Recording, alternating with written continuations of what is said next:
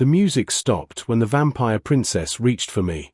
The crystal chandeliers of Thornwood Manor cast dancing shadows across the ballroom as Damien Clark drew his bow across the violin strings. Each note floated through the air like whispered secrets, accompanying the masked guests who swirled across the marble floor in their elaborate gowns and tailored suits. He'd performed at countless elite gatherings, but tonight felt different, the air thick with anticipation, as if the mansion itself held its breath. Damien's fingers moved instinctively along the neck of his instrument, his focus split between the music and the peculiar energy rippling through the crowd. The masquerade had attracted the city's most mysterious elite, their jeweled masks concealing identities and intentions alike. He'd learned not to ask questions at events like these.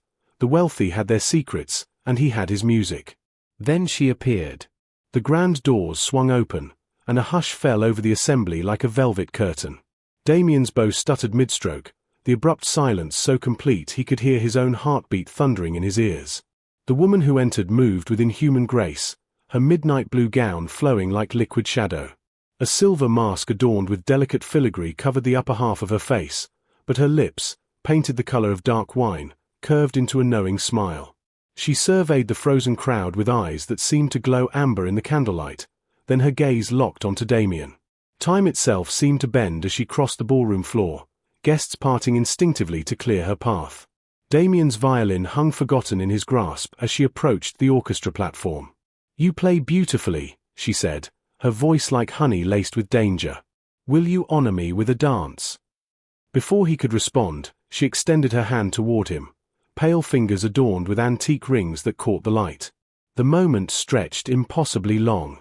Every instinct screamed at him to refuse, to step back, to run. But another part of him, something deeper and more primal, yearned to take that offered hand. Damien set down his violin and descended the platform steps. The instant his fingers touched hers, the music resumed, but he hadn't seen anyone else lift an instrument. As she pulled him into the waltz, he noticed how cold her touch was, how the other guests watched them with a mixture of fear and fascination. "I am Seraphine Noctis," she whispered against his ear as they turned. "And you, Damien Clark, are exactly what I've been searching for." The waltz ended far too soon, yet Damien felt as though hours had passed in Seraphine's arms. She released him with a lingering touch, her fingers trailing across his palm before she turned and glided toward the French doors leading to the garden. Without conscious thought, he followed. The autumn night wrapped around them like a shroud as they stepped onto the terrace. Moonlight painted everything in shades of silver and shadow. Seraphine moved to the stone balustrade, her back to him, the jewels in her hair catching starlight. "You should fear me," she said softly, still not turning. "Yet you followed without hesitation." Damien approached slowly, drawn by invisible threads. "Who are you? Really?" She turned then, and in the moonlight, he saw her clearly for the first time. She removed her mask with deliberate grace, revealing features of breathtaking beauty, sharp cheekbones, full lips, and those haunting amber eyes that seemed to hold centuries of sorrow. When she smiled, he glimpsed the points of her canines. "I am Princess Seraphine of the House Noctis, the eldest daughter of the vampire court." Her voice carried no shame, only weary acceptance. "I am cursed to walk in darkness, sustained by blood, forever searching for the one whose music can touch my silent heart." Instead of horror, Damien felt a strange sense of recognition, as if he'd been waiting his entire life for this revelation. "The prophecy your kind speaks of. You know of us." Surprise flickered across her ageless face. "My grandmother told stories. I thought they were merely tales to frighten children." He stepped closer, close enough to feel the unnatural coolness radiating from her skin. She said a vampire princess would one day claim a musician's soul. Seraphine's expression softened with something like pain. "Not claim, offer partnership. Eternal partnership." She reached up, her fingers hovering near his face but not quite touching. "The prophecy states that when I find the one whose music stops at my approach, whose heartbeat syncs with my stillness, I may offer them a choice." "What choice?" Damien whispered, leaning into her almost touch. "To join me in immortality, or to walk away and live your mortal life fully." Her hand finally made contact, cupping his cheek with surprising tenderness. "But know this, I have lived 300 years, and never has the music stopped for anyone but you." The confession hung between them, heavy with implication. Damien covered her hand with his own, turning his face to press a kiss against her palm. She inhaled sharply, an unnecessary breath that betrayed her surprise. "Show me," he said. "Show me what it means to be yours." Seraphine pulled him close with sudden intensity, her lips claiming his in a kiss that tasted of midnight and forbidden promises. Cold met warm, immortal met mortal, and something electric passed between them. Damien's hands found her waist, pulling her closer despite the warning chill of her body. They broke apart only when footsteps echoed on the terrace. "Seraphine." The voice dripped with aristocratic disdain. A tall figure emerged from the shadows, a man in an immaculate black suit, his mask removed to reveal sharp features and eyes like frozen silver. "Your betrothed has been searching everywhere for you." Seraphine stepped protectively in front of Damien. "Lord Cassius. I didn't expect you until tomorrow's council." Cassius' gaze swept over Damien with naked contempt. "Clearly. Already sampling the local fare, I see." "He is not." "Save your explanations for the altar, my dear." Cassius smiled without warmth. "Our union has been arranged for a century. Surely you haven't forgotten." Hope so you are enjoying this video and keep commenting for your answers. I'm here, and make sure you like and subscribe to our channel HFY Lestrum. 3 nights had passed since the masquerade, 3 nights of Damien pacing his apartment, unable to forget the ice fire of Seraphine's kiss. He'd returned to the mansion twice, but found it empty, abandoned, as if the entire event had been a fever dream. Until tonight. The note had appeared on his music stand before his evening performance, elegant script on cream parchment, the abandoned chapel. "Midnight. Come alone. S." Now Damien stood before the ruins of St. Catherine's, its Gothic spire reaching toward a cloud-covered moon. The wooden door creaked as he pushed it open, revealing an interior illuminated by hundreds of candles. And there, kneeling before the crumbling altar, was Seraphine. She wore a simple white dress that made her look almost mortal, almost vulnerable. When she heard his footsteps, she rose and turned, relief flooding her features. "You came." She crossed the distance between them in a blur of movement, throwing herself into his arms with uncharacteristic abandon. "I feared Cassius might have threatened you, frightened you away." Damien held her tightly, marveling at how her coldness no longer disturbed him but instead felt like a balm against his feverish longing. "I would face 1,000 Cassius to see you again." She pulled back just enough to look into his eyes, her expression grave. "You don't understand what you're saying. Cassius is ancient, powerful. He's killed men for lesser insults than pursuing his intended bride. Then why are you promised to him if you don't love him?" "Love." Seraphine laughed bitterly, leading him to a stone bench beneath a broken stained-glass window. "Vampire royalty doesn't marry for love, Damien. We marry for power, for alliance, for the continuation of bloodlines. Cassius' family controls the Eastern Territories. Our union would consolidate the court's hold over the entire continent." Damien took her hands in his, warming her cold fingers. "And what do you want?" "I want." She hesitated, as if speaking the words aloud would make them dangerous. "I want to feel alive again. For 3 centuries, I've walked through existence like a ghost, neither living nor dead. Until I heard your music. Until you looked at me without fear." He lifted her hand to his lips, kissing each knuckle with deliberate tenderness. "Then choose me. Choose life, even if it's the half-life you offer." "You don't know what you're asking." Seraphine's voice broke with emotion. "If I turn you, you'll lose the sun forever. You'll hunger for blood. You'll watch everyone you've ever known grow old and die while you remain frozen in time." She touched his face with trembling fingers. "And the transformation itself, its agony, Damien. 3 days of pain as your body dies and reforms. And if I choose to remain mortal?" Her eyes glistened with unshed tears, tears that could never fall. "Then we have perhaps 50 years together, if you're fortunate. And I would watch you wither and fade while I remain unchanged." Either path leads to loss. Damien pulled her close, tilting her chin up to meet his gaze. Then let's not waste time mourning futures that haven't happened. Let me love you now, in this moment. He kissed her deeply, pouring all his longing into the contact. Seraphine responded with matching passion, her fingers threading through his hair as she pulled him closer. They sank onto the bench, hands exploring with increasing urgency. Damien's lips traced the column of her throat, and he felt her shudder beneath his touch. "Damien," she gasped, her control fracturing. "If you continue, I may not be able to stop. The bloodlust." "I trust you," he murmured against her skin.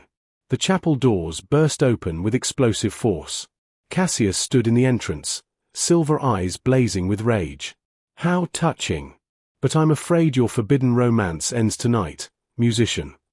He smiled, revealing fully extended fangs. "I challenge you to a blood duel for the hand of Princess Seraphine. Refuse, and I'll slaughter everyone you've ever cared for." The blood moon rose crimson over Thornwood Manor's courtyard, casting everything in shades of rust and shadow. Damien stood in the center of a circle drawn in salt and ash, his heart hammering against his ribs while members of the vampire court gathered in the surrounding darkness like elegant predators. Seraphine watched from the raised dais, flanked by her parents, King Aldrich and Queen Morgana Noctis, their ancient faces impassive as carved marble. She'd been forbidden to interfere, bound by laws older than nations. Her hands gripped the arms of her chair with enough force to crack the wood. Cassius circled Damien slowly, removing his jacket with theatrical precision. "The rules are simple, mortal. We fight until one of us can no longer stand. If you somehow survive, you earn the right to court the princess. When you fall, and you will fall, Seraphine becomes mine, and you become my first meal as her husband." "Damien, you don't have to do this." Seraphine's voice rang out across the courtyard, desperate and raw.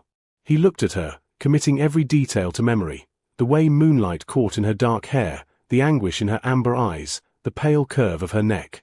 "Yes, I do." Cassius struck without warning, moving with inhuman speed. His fist connected with Damien's ribs, sending him sprawling across the courtyard stones. Pain exploded through his chest as he struggled to breathe. "Pathetic," Cassius sneered, advancing. "Did you truly think a mortal could challenge me? I've killed warriors who trained for decades." Damien rolled aside just as Cassius' boot cracked the stone where his head had been. He scrambled to his feet, tasting copper. This was suicide. He had no vampire strength, no supernatural speed, no. Wait. As Cassius lunged again, something stirred deep in Damien's chest, a burning sensation that spread through his veins like liquid fire. His vision sharpened suddenly, the world sliding into hyperfocus. He could see individual dust motes floating in the air, could hear the collective breathing of the assembled court, could smell the age in Cassius' blood. He sidestepped the attack with newfound grace, his own hand shooting out to strike Cassius' jaw with shocking force. The vampire lord stumbled backward, genuine surprise crossing his features. "Impossible," Cassius hissed. On the dais, Queen Morgana leaned forward, her ageless eyes widening. "Aldrich, look at his eyes." Damien could feel it now, the change rippling through him, awakening something that had always been there, sleeping in his bloodline. When he met Seraphine's gaze, he saw his reflection in her shocked expression. His eyes had shifted to amber, identical to hers. "Dormant lineage," King Aldrich pronounced, his voice carrying across the courtyard. "The musician carries vampire blood. Diluted, perhaps several generations removed, but unmistakable." Understanding crashed through Seraphine like a wave. The prophecy. When music stops and bloodlines meet, the eternal night finds its heartbeat. It wasn't just about finding love, it was about finding someone who bridges both worlds. Cassius roared with rage, his fangs extending fully as he abandoned all pretense of civilized combat. He attacked with brutal ferocity, but Damien's awakened heritage allowed him to match the assault. They clashed in a blur of movement, Damien's newly awakened strength against Cassius' centuries of experience. The fight raged across the courtyard until Damien saw his opening. As Cassius overextended on a strike, Damien caught his arm and used the vampire's own momentum to send him crashing into the stone fountain. Cassius lay stunned in the wreckage, blood, his own ancient blood, trickling from a gash on his forehead. Damien stood over him, breathing hard. Yield. Cassius' silver eyes burned with hatred, but he saw his defeat reflected in them. I yield, he spat. The court erupted in murmurs. King Aldrich rose from his throne, raising one hand for silence. The blood duel is concluded. Damien Clark has proven himself worthy. He turned his penetrating gaze to his daughter. Seraphine, tonight is the blood moon. You must choose your eternal companion before dawn, as tradition demands.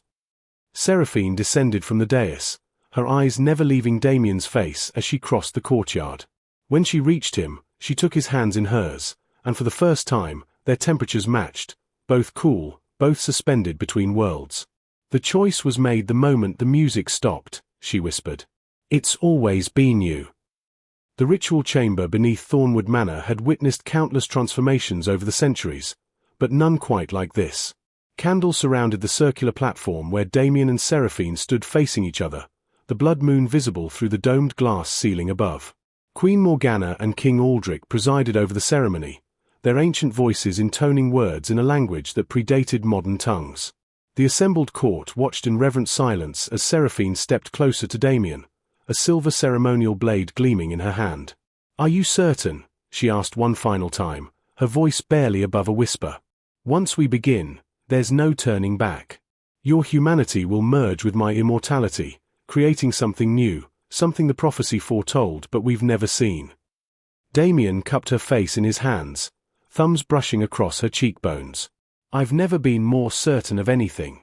With you, I'm not losing my life, I'm finally beginning it. She smiled then, radiant and terrible and beautiful, before drawing the blade across her palm. Crimson welled in the cut, gleaming like rubies in the candlelight. She offered her hand to him. Drink, she commanded softly. Take my blood as I will take yours, and let our essences intertwine. Damien pressed his lips to her palm, tasting copper and moonlight and eternity. Power surged through him immediately, not the faint awakening from the duel, but a roaring flood that set every nerve ending ablaze. His knees buckled, but Seraphine caught him, lowering them both to the platform. Now you, she breathed, taking the blade and making a matching cut on his palm. When her lips touched his skin, Damien felt the connection complete, a circuit of energy that bound them together beyond mere blood. He could feel her heartbeat synchronizing with his, could sense her thoughts brushing against his consciousness like silk. The transformation intensified, pleasure and pain blurring into something transcendent. Seraphine pulled him close, capturing his mouth in a searing kiss as the ritual reached its crescendo. Their blood mingled where their palms pressed together, the ancient magic recognizing what it had sought for centuries, two halves made whole. They broke apart gasping, and Damien realized he could see every detail of Seraphine's face with perfect clarity despite the dim candlelight. Could hear her unnecessary breathing. Could feel the thrum of power in his own veins, no longer entirely mortal but not fully vampire either, something in between, something new. The union is complete, King Aldrich declared. Rise, Damien Clark, consort to the Princess Seraphine, and witness your new existence. They stood together, hands still clasped, and Seraphine led him to the chamber's eastern window. Dawn approached, painting the horizon in shades of rose and gold, colors Seraphine hadn't seen in 300 years. Watch, she whispered, wonder in her voice. As the first rays of sunlight broke over the mountains, Damien braced himself for the burning he'd been warned about.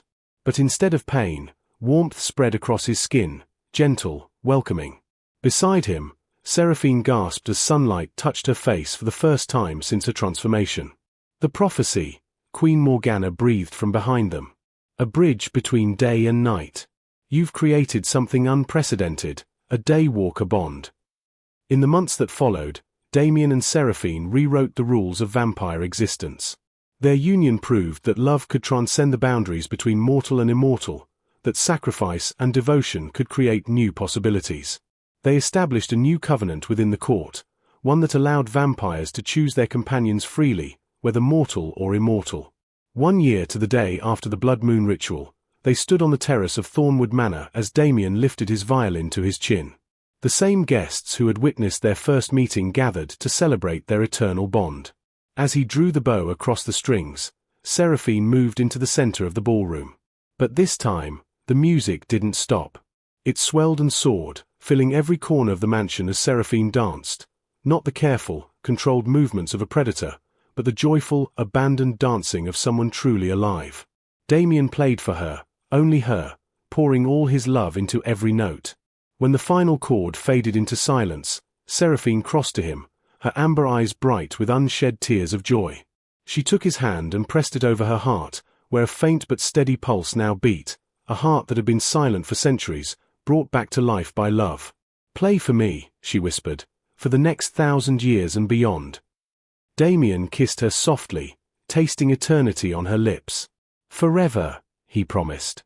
"The music will never stop again." Outside, the stars wheeled overhead, witnesses to a love that had rewritten destiny itself. And in the grand ballroom of Thornwood Manor, a vampire princess and her musician consort danced on into the night, their eternal symphony just beginning. The end.